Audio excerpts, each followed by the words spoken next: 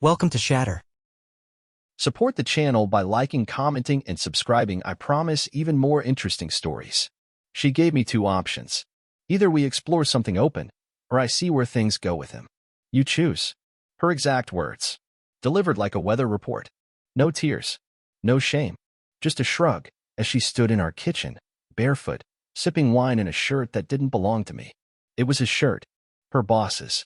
That's when I realized I wasn't being asked anything. I was being informed, told to get in line, or step aside.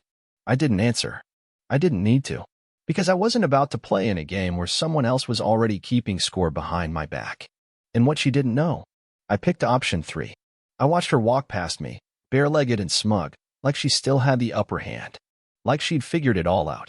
But inside, something in me had shifted, quietly, completely. She thought I'd scream. She expected a reaction. But silence is harder to read than rage. And I gave her nothing. No protest. No permission. Just a look that said, noted. That night, I slept beside her like a stranger. Back to back. No words exchanged. I could hear her breath, steady and careless. She thought I was still deciding. She had no idea I already had. She'd been checking out of this relationship for months. Now she was asking for a hall pass wrapped in emotional maturity. But I wasn't interested in her version of growth. I was interested in my exit. I spent the next day in quiet motion. Didn't change my routine, just redirected my focus. Gym before sunrise. No texts. No updates. Came home late. Ate alone. She watched me, expecting a fight, a question, a breakdown. I gave her none. She tried to be civil, casual, like we were still partners in some twisted, evolving thing. I gave her politeness. Not attention. Respect, but no affection. And that's when the shift began. She thought giving me a choice would keep me in orbit. She didn't understand gravity changes when a man decides to let go. Because I wasn't choosing between sharing her or losing her. I was choosing me. The man I used to be before I let someone convince me love meant tolerating humiliation. Before I softened every edge to be understanding. Before I forgot that boundaries are drawn in silence, not screams. She called it honesty. I called it a warning. And unlike her, I don't give warnings twice. By the end of the week, I had already opened a new bank account, changed my passwords, cleared out a drawer. No drama, no explanation, just quiet execution. Because the most dangerous men are the ones who smile when they've already left. The next few days passed like shadows under a door, silent, constant, overlooked. She didn't notice the absence at first. That's the irony. When someone gets used to taking, they don't recognize when the giving stops. Not immediately. I stopped making her coffee in the mornings. Didn't ask if she needed anything before bed. Didn't remind her to plug in her phone. Didn't bring in her Amazon packages. Didn't comment on her new outfits, the ones that were clearly chosen for someone else's eyes. She still talked. Not to me. Just near me. Mumbling about work. Laughing into her phone. Mentioning names I didn't recognize. Coworkers, friends, sometimes just people from the gym. I nodded where I used to ask questions. Let her words float through me like music I had no reason to hear. She wasn't alarmed. She was amused. Thought this was a mood. A sulk. She assumed I'd snap out of it. Beg for intimacy, ask if we could talk. She thought I was punishing her with silence. But I wasn't punishing her. I was disconnecting. Strategically. Quietly. One thread at a time. By the end of that week, I had rerouted part of my paycheck into a separate account. New email. New bank login. I didn't hide it. I just didn't explain it. Because when a man is truly done, he doesn't shout. He prepares. She asked once why I was late getting home. I said I stayed at the gym longer than usual. She raised an eyebrow, not because she cared about my health, but because she was starting to feel out of sync. Uninformed. Out of control. Good. That's what this was about for her, control. Keeping me close enough to depend on, but far enough to devalue. Emotional rationing. Giving just enough to keep me hopeful, but never full. She had built the relationship like a subscription plan, charged me monthly for the illusion of access. So I started canceling everything. Emotionally. Logistically. Even digitally. Streaming services she used under my name gone. Auto-renewals on her skincare, her yoga app, her music subscriptions canceled without a word. That night she called out from the couch. Hey, why is the Netflix not working? I didn't answer. She came to the kitchen, holding the remote like it was broken. Did something happen with the account? I looked at her. Calm. Neutral. Yeah, I shut it down. She blinked, confused, almost laughed. Then she waited for an explanation. I gave her none. Just went back to doing the dishes like she hadn't spoken. That was the first moment she hesitated. The first real flicker of something like doubt. Not guilt. Not yet. But confusion. Disruption. She was starting to feel the ground shift. And here's the thing about control. When you've had it too long, even silence feels like rebellion. And silence? It was all I planned to give her. Because the part she never understood is that love dies quietly. It doesn't explode. It erodes. And by the time you hear the silence, it's already too late. It didn't happen all at once. She didn't wake up one morning and suddenly realize I was gone, because technically, I wasn't. I was still there. Still coming home. Still sleeping in the same bed. Still answering when necessary. But presence means nothing without participation. And that's what I had withdrawn. Fully. Without warning. And now, the silence was working. She started texting me during the day. Small, pointless things. Updates on her schedule. Photos of her lunch. Emojis. Nothing of substance, just noise. Probes. Attempts to confirm that I still revolved around her gravity. I replied, but only with cold precision. Short answers. No questions in return. She sent a photo of her in a dress I hadn't seen before. Said she was going to some work dinner. I didn't ask who else was going. She noticed. That night, I got home after 9. She was already back, barefoot in the living room, a half-empty wine glass on the table, music playing low in the background. She had set the stage for a conversation. I stepped past it, took off my shoes, walked to the kitchen, grabbed a bottle of water, sat at the table with my laptop and headphones. She hovered, said she missed me. I nodded, didn't speak. She said she felt we weren't connecting lately. I kept typing. Eventually, she gave up, went upstairs alone. That was the night she started spiraling slowly, but inevitably. The next day, I noticed she'd cleaned the bathroom, left the cologne I like sitting on the counter. Later, she cooked dinner, her version of an apology, effort without acknowledgement. I ate in silence. Didn't compliment the food. Didn't ask what inspired it. Just cleared my plate and did the dishes. She waited for me to break the rhythm. I didn't. She called my name as I walked up the stairs. I turned, looked at her. Nothing in my face. She didn't speak. Just stood there, searching for something in my eyes that used to be there. But I had taken it back. Every ounce of vulnerability. Every piece of longing. Every thread of guilt. Gone.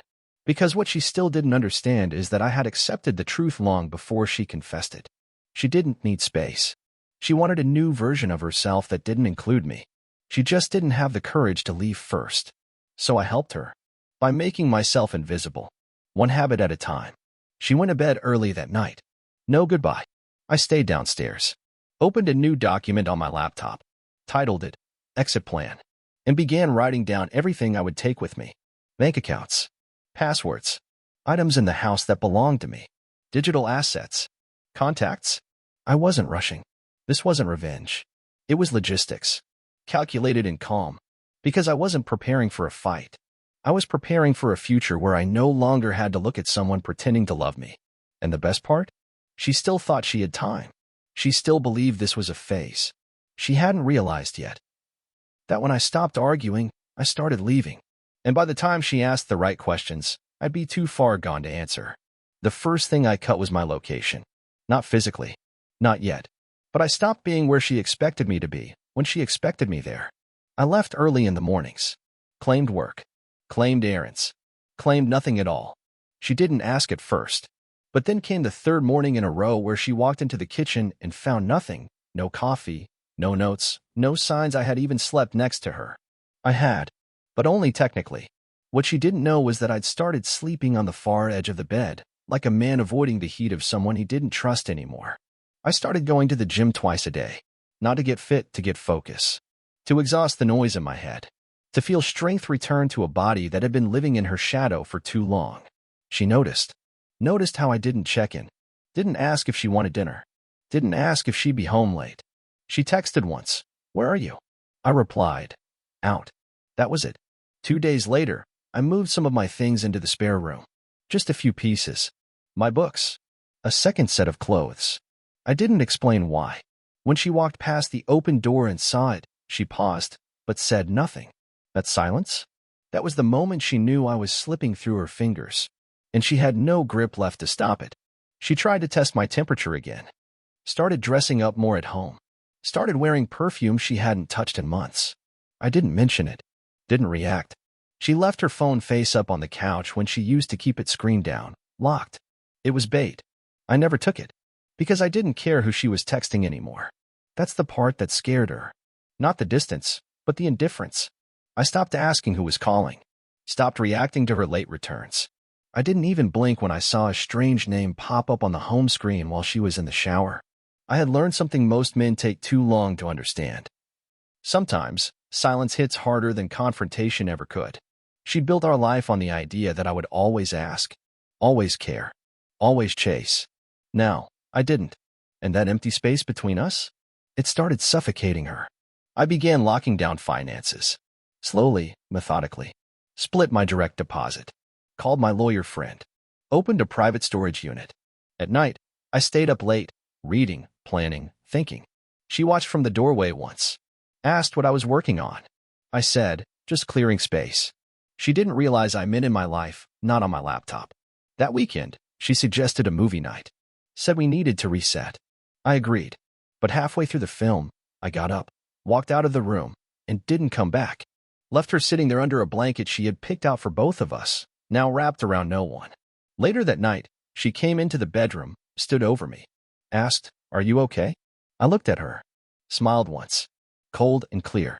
I've never been more clear in my life. Then I rolled over. No further words. She stood there for a long time, waiting for something else. But I had nothing left to give her, because I was already gone. Just hadn't left yet. I never said his name aloud. Not to her. Not to anyone. But I knew who he was. The boss. The emotionally intelligent man in her stories. The one who understood her mind. The one she'd casually mention when she came home late from another strategy meeting. I didn't ask. I listened. And while she believed I was detached and distracted, I was collecting information quietly, surgically. Every time she left the room, I noted details. Every time she left her phone unlocked, I remembered timestamps. She was sloppy, arrogant, comfortable in her lie. She had no idea that the man she thought she'd manipulated into silence had gone deeper than suspicion. I had gone into strategy. I found his full name through a digital invoice she left open on her screen. Cross-checked it with LinkedIn. His company wasn't doing as well as he pretended. Surface-level success. Internally unstable. Multiple lawsuits pending. Tax inconsistencies. 2 employees filed anonymous workplace complaints in the past year. HR didn't act, too close to the source. I dug deeper. Found a forum thread where his name came up in a heated discussion about corporate ethics. Someone mentioned a personal assistant, fired, no severance, NDA signed. Another red flag. It wasn't about exposing him. I didn't want chaos. I didn't need drama. I needed leverage. So I built a folder. Screenshots. Financial documents. Contact info of former staff. All tied together in a neat, silent timeline. I sent it anonymously to the board of his company. Nothing loud. No signatures. Just truth. And truth doesn't need a name to hit hard. She had no idea what I'd done. But 3 days later, she came home quiet. No makeup. No long explanation. Just dropped her keys and said work had been weird lately. Her tone was clipped. She didn't look me in the eye. I nodded. Said nothing. She waited for me to ask. I didn't. Because I didn't care what was happening to him, only that the cracks were forming. And she felt them. The world she thought was safe outside of us was starting to collapse, and she didn't even know where the leak began. She thought she could slip into a new life while I remained still, watching, begging, adjusting. She didn't count on precision. She didn't expect silence to come with teeth. That night, she asked if I wanted to talk. Said she felt like things had shifted. I said, everything is fine. And that shook her more than any confrontation ever could. Because the scariest sentence in the world is the one that hides nothing and still says nothing. I went back to my plans. Started clearing out my digital presence.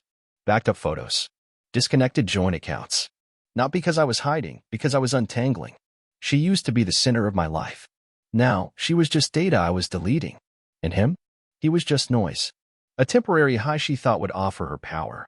Instead, I showed her what real power looks like. It's not shouting. It's not revenge. It's watching a man lose everything, and knowing you didn't need to raise your voice to make it happen. People notice absence faster than they notice presence. She had always been the type to walk into a room like she was the headline, confident, curated, perfectly aware of her effect. Her friends fed on it. Her coworkers tolerated it. And I used to admire it. But lately, the tone had shifted. Subtle things first. The invites slowed down. Group chats fell silent. Brunches got canceled. Comments under her photos dropped off. Fewer likes, fewer reactions. It wasn't about beauty, she still looked polished. It was something else. Something off. Like people could sense that the version of her they had trusted was cracking. It began with her sister. They used to talk every day. But after that weekend phone call she made in the kitchen, the one I overheard by accident, things shifted. I only caught part of it. Something about feeling misunderstood, and how I was pulling away for no reason. Then silence. She hung up and stared at the floor longer than usual. The next day, her mother called me. Calm. Direct. Asked if everything was okay between us. I said, define okay. She didn't laugh. She just sighed and said, I thought so. No defense of her daughter. No pushback. Just resignation. That was the first sign her world wasn't backing her anymore. The second came when I ran into one of her friends at the store, Rachel. We used to see her and her fiancé often. Double dates. Game nights. She smiled when she saw me. But it was the kind of smile people give when they've already heard something and don't believe it. You holding up okay? She asked. I nodded. Calm. Neutral. Rachel hesitated, then said, she told us you've been distant. Just wanted you to know, not everyone's buying it. And then she left. That was all I needed. The mask was slipping, and not just in private. I never had to say a word. The silence around me spoke louder than anything she posted, claimed, or implied. And the irony? She couldn't even see it yet. She still thought her version of the story was holding. Still believed people would side with her because she got ahead of the narrative. But stories fall apart under scrutiny. Especially when you're the one who handed out the script and forgot the audience was paying attention. I stayed out of it. Didn't clarify. Didn't campaign. Didn't counter. Just watched her struggle to maintain the image of a woman in control while the structure around her began to sag. Colleagues kept their distance. Her inbox stayed quiet longer than usual. She got into a small argument with one of her team leads, came home fuming, pacing, expecting sympathy. I nodded.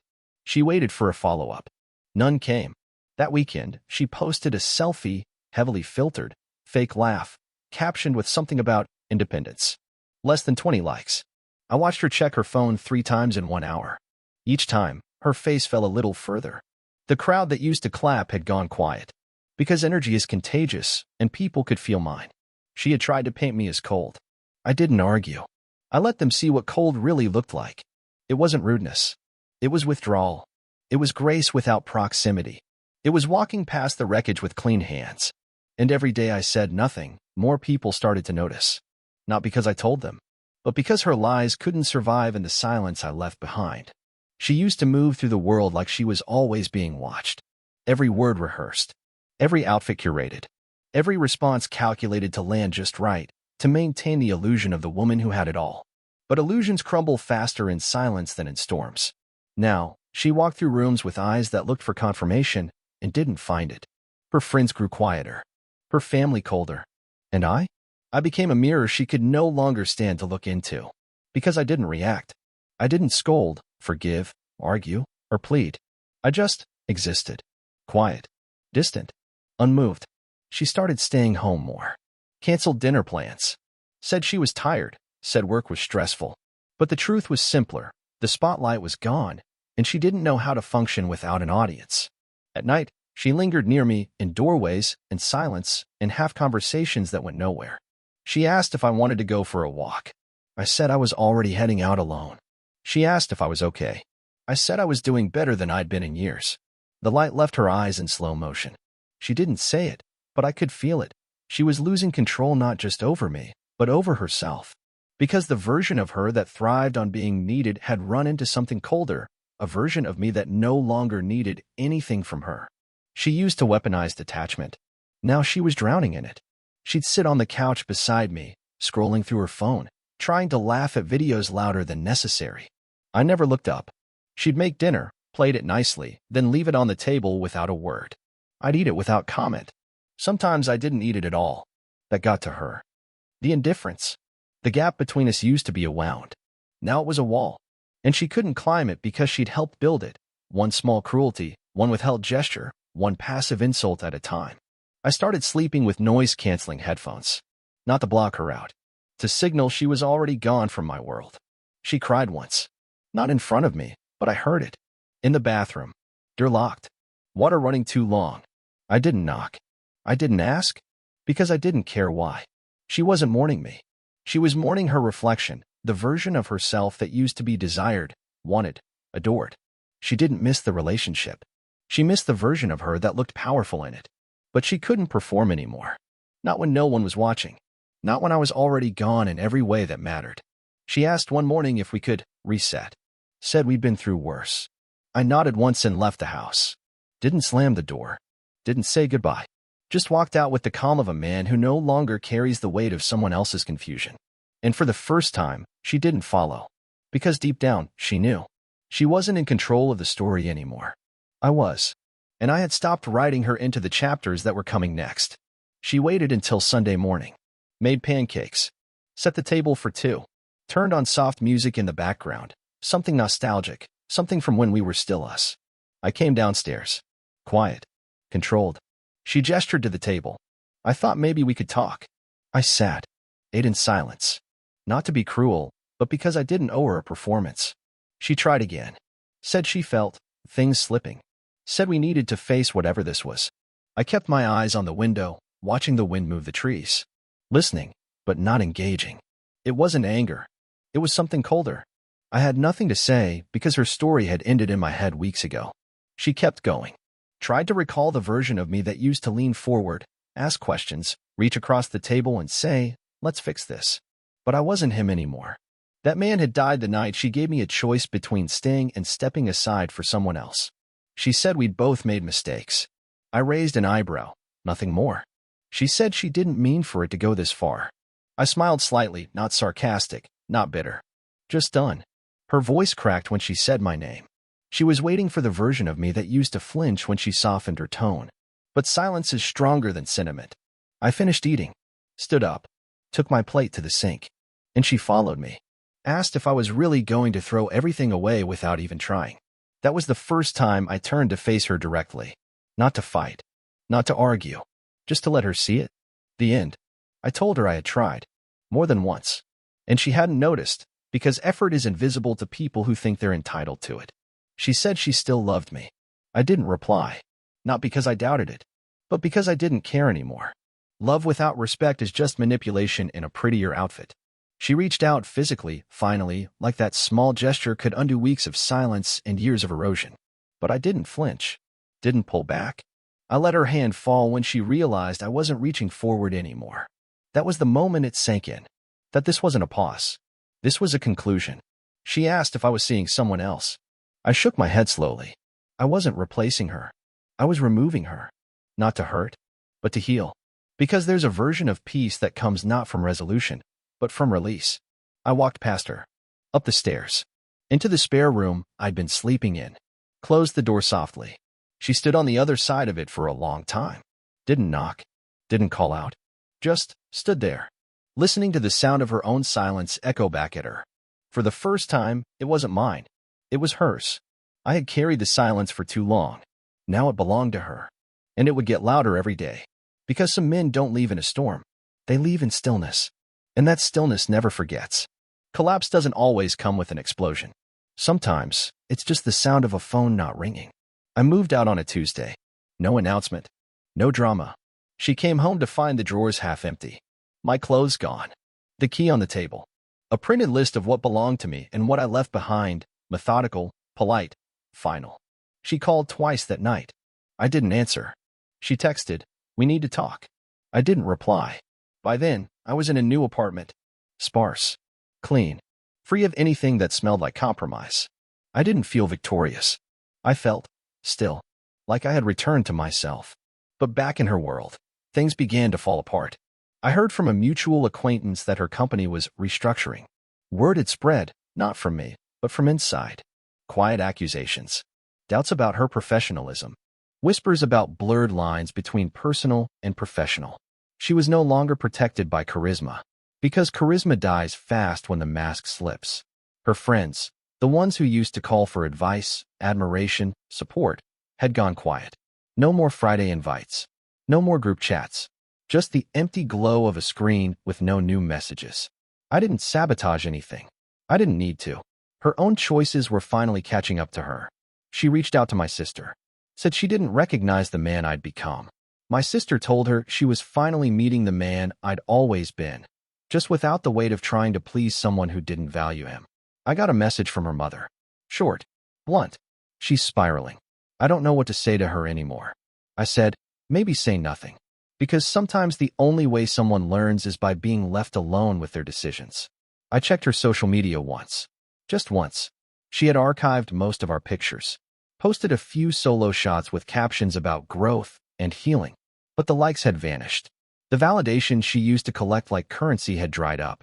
Because people can smell desperation. And hers was leaking through every carefully posed smile. She was losing control. Not dramatically. Not publicly. Quietly. Like a house sinking into the ground 1 inch at a time. And all I did was step back far enough to let gravity do its job. I started sleeping better. Eating better. Training harder. Laughing again. Reconnecting with people I had neglected during my slow unraveling in that house. I didn't talk about her. Didn't mention her name. Because she was no longer part of the story I was telling. She tried again, weeks later. An email. A long one. Apologies. Memories. Promises she wasn't in a place to make. I read it once. Carefully. Then deleted it. No reply. Because she wasn't writing to me. She was writing to the man she remembered. The man she thought would always orbit her chaos. That man was gone.